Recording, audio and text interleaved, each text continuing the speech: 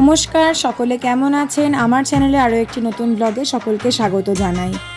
পুজো তো এসেই গেল, তাই জন্যই সেদিনকে বেরিয়ে পড়লাম ইউনিভার্সিটি যে ছুটি পড়ে গেল কুমোরটুলিতে ঘুরতে। নিম্নচাপ দীর্ঘদিন ধরে হচ্ছিল, তাই বৃষ্টি থামছিলই না।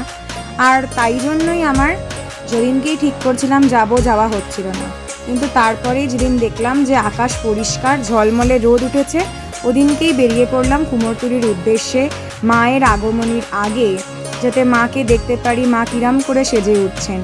তাই জন্য প্রথমেই গেলাম বাগবাজার সার্বজনীন ঘাট দিয়ে, সেখান থেকে কুমোরটুলির ঠাকুর দেখতে কী করে সব মূর্তি তৈরি হচ্ছে।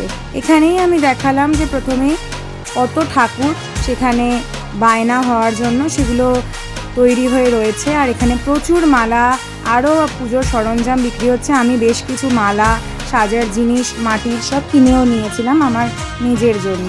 আর কুমোরটুলির এই কলকাতার, নর্থ কলকাতার স্পেশালি অলিগলির ফ্লেভারটাকে উপভোগ করার জন্য একজন আইডিয়াল যে প্লেস।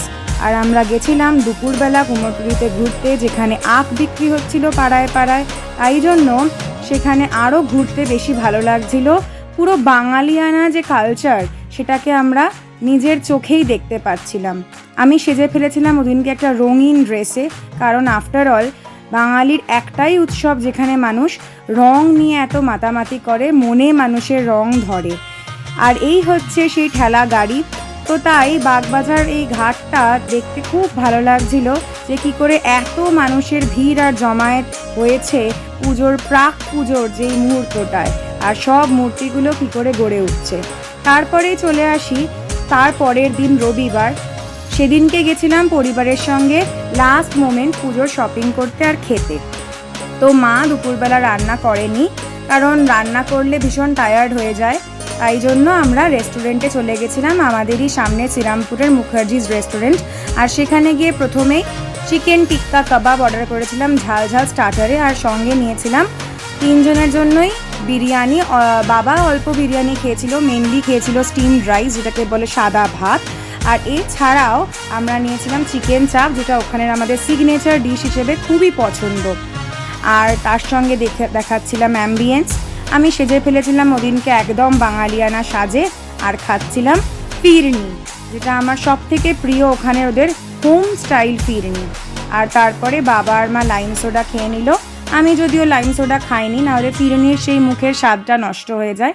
তো আমরা খেতে খেতে গল্প করতে করতে দুপুরবেলাটা কাটিয়ে প্রায় ওই সন্ধে নামার মুখে গেছিলাম, প্রায় দুপুর ছাড়িয়ে বিকেলের দিকে।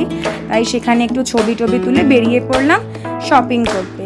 অলরেডি অনেক শপিং আমাদের হয়ে গেছিলো জুডিও থেকে এবং নানা জায়গা থেকে। এবার লাস্ট মোমেন্টে বাবাকে যেহেতু পাওয়া যাচ্ছিল না, তাই বাবার শপিং করতেই নিয়ে গেছিলাম। বাবাই ফার্স্ট টাইম জিন্স ট্রায়াল দিয়ে কিনলো, আর অন্যান্য জামা কাপড়।